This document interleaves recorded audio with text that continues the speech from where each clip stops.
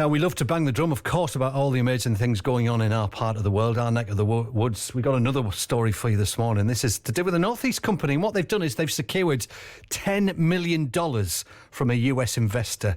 It's incredible stuff. This is Polyphotonics. They're based at Net Park in Sedgefield, and they've created something called the Noctura 400, which is a sleep mask. Now, what it does, it uses light to treat diabetic patients who are at risk of losing their sight. How amazing is that?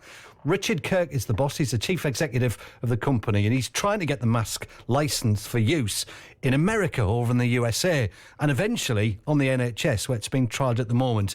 He's been having a good chat with our Amy Oakton. The concept is incredibly simple. It's a light mask, and it's similar to the kind of thing you would wear on an aeroplane, but you wear it at night whilst you're asleep.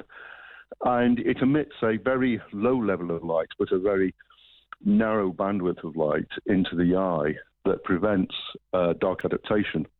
And it's the dark adaptation that is the problem, because when we dark adapt, and we all do at night, the eye becomes stressed. And as it requires more oxygen, you start to get something called neovascularization, which is the growth of new vessels into the macula to compensate. The problem is, if you're diabetic, those new vessels in the back of the eye are compromised and they start to leak. That is the problem of diabetic retinopathy. But what the mask does, it prevents that from happening through putting light into the back of the eye. So it's incredibly simple. It works. This sounds fantastic. Is this eye mask, the technology, like the first of its kind? It's the only one of its kind. We haven't seen anything else like it. Yes, it's unique. I think what's very interesting is that during this period of COVID, diabetics were, very early on recognised as being at risk. And the advice for diabetics, particularly in the first few lockdowns, was do not go to hospital. And we were running a clinical study, an NHS study, and we had a 94% clinical benefit from those patients within the study. Wow. And I think that's something else that the mask offers, because it's domiciliary care, so you're treated at home under the supervision of a hospital clinic or a doctor. You can receive treatment without getting into hospital, with all the additional risk that brings. It sounds fantastic. Now, I know you had $10 million funding. What will that mean for the future development of the eye mask? It's sort of the important step to getting into the US market, but that also brings with it investors. Well, one of the reasons they've decided to do that is because current treatments are incredibly expensive. The gold standard treatment is actually an injection directly into the eye. That costs somewhere between £6,000 and £7,000 a year per eye. And our treatment is a fraction of that cost for both eyes. And the other commonly used treatment is actually lasering of the back of the eye, which is very destructive. And after a patient has received, a number of laser interventions, they usually start to lose their night vision and consequently their driving license, which is an incredibly difficult thing to do, particularly if you're still of working age. That is absolutely fantastic. And you're based at Sedgefield. You are right here on our doorstep. You have the potential to save eyesight around the world. I don't even know how you would sum up just how proud you must be.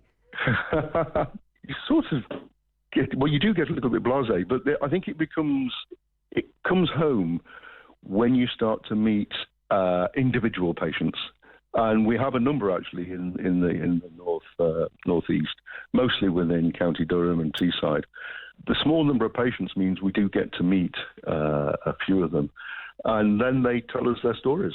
They say, you've reassured me. I'm not losing my driving license. I can continue to work. And we have another particular patient, one of our very earliest patients. She actually called me after she'd been using the mask for about 12 months.